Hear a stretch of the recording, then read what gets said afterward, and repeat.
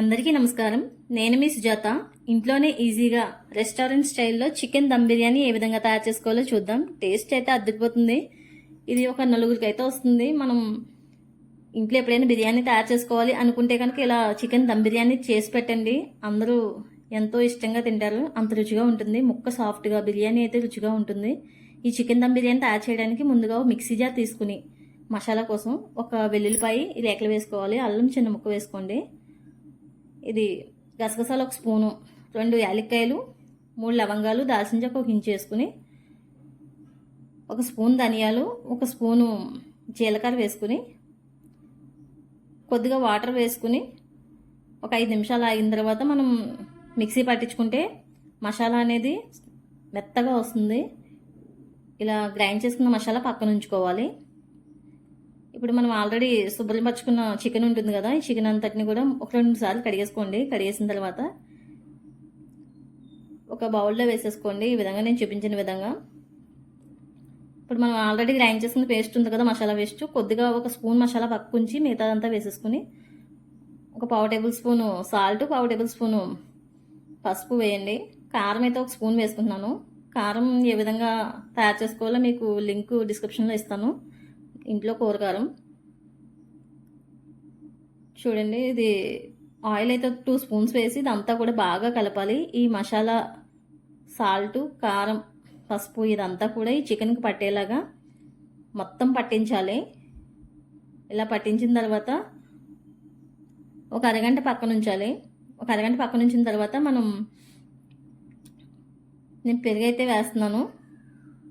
పెరుగు ఒక కప్పు, చిన్న కప్పు వేసుకుని ఒకసారి బాగా కలిపేసి మరి ఇంకొక అరగంట సేపు పక్కన ఉంచుకుంటే మనకి ఈ మసాలా, ఈ పెరుగు ఇదంతా కూడా పట్టి ముక్క అనేది స్మూత్గా, సాఫ్ట్గా అవుతుంది. నేను బాస్మతి రైస్ అయితే తీసుకున్నాను. ఒక 1/2 కేజీ ముందుగా నానబెట్టుకుని ఉంచుకోవాలి.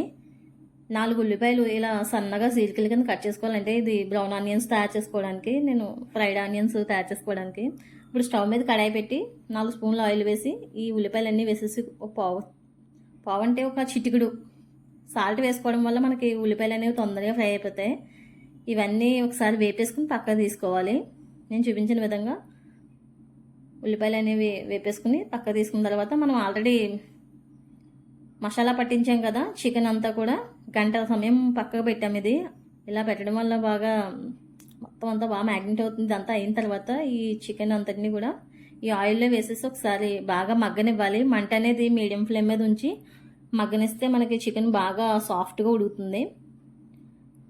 మనం ఆల్రెడీ వేపుకున్న బ్రౌన్ ఆనియన్స్ ఉన్నాయి, ఫ్రైడ్ ఆనియన్స్ వేసేసుకోండి. కొద్దిగా అంటే అన్నీ కాదు, కొద్దిగా వేసి పైన అందులో కలపాలి. ఇప్పుడు స్టవ్ మీద ఇది గిన్నె పెట్టుకుని, అంటే బియ్యం ఉడకబెట్టుకోవడానికి, బాస్మతి రైస్ ఉడకబెట్టుకోవడానికి నేనైతే ఇలా పలావ్ సరుకులు మనం ఆల్రెడీ ఒక స్పూను మసాలా ఉంచాం కదా, అది వేసేసి ఒక స్పూను సాల్ట్ అయితే వేసాను. ఇదంతా బాగా మరిగిన తర్వాత మనం ఆల్రెడీ నానబెట్టుకున్న బాస్మతి రైస్ ఉంది కదా, ఈ రైస్ అంతా కూడా ఇందులో వేసేసుకోండి. ఇది కుక్కర్ గిన్నె, నేనైతే మీకు ఎందులో కన్వీనియంట్గా ఉంటే అందులో ఉడకబెట్టుకోవచ్చు. ఇది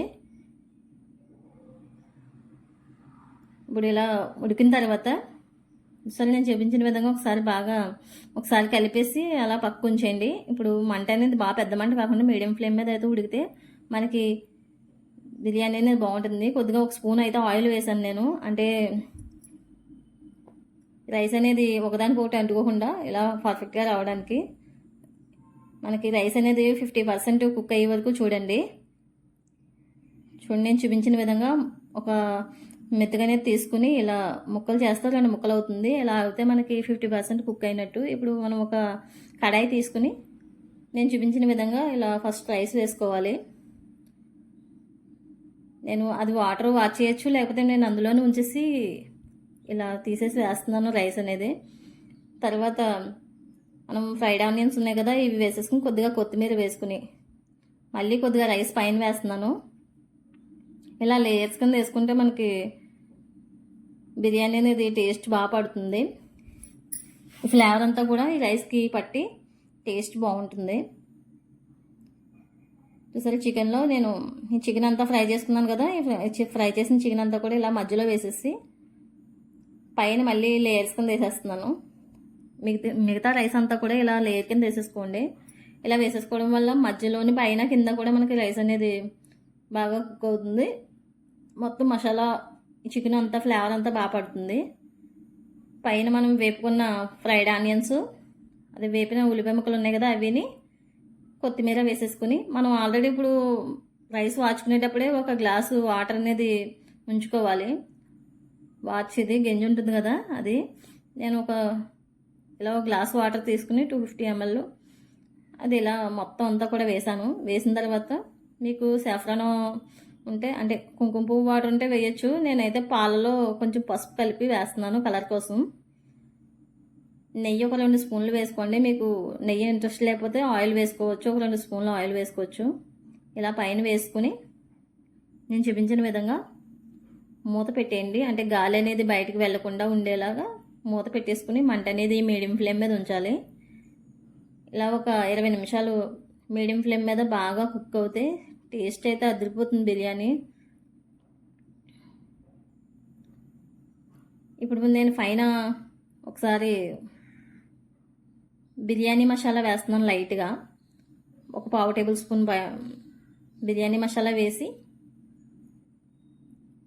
ఇంకొక 10 నిమిషాలు బాగా మగ్గనిస్తే, చూసారా లాస్ట్లో ఇలా ఒకసారి మనకు కుక్ అయిందో లేదో చూడాలంటే గరిటె పెట్టి అడుగుని చూస్తే వాటర్ అనేది లేకుండా ఉంటే మనకు ఆల్మోస్ట్ మొత్తం కుక్ అయిపోయినట్టే.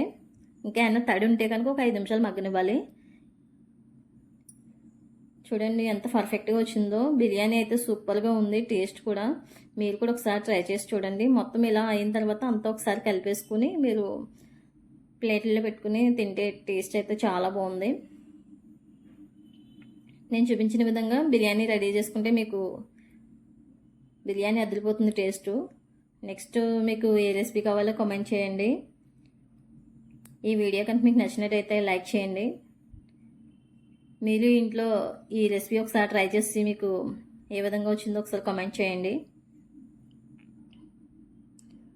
సుజాత కుక్ ఫైల్ అనే నా ఛానల్ని సబ్స్క్రైబ్ చేయండి. Thank you for watching. Please subscribe my channel.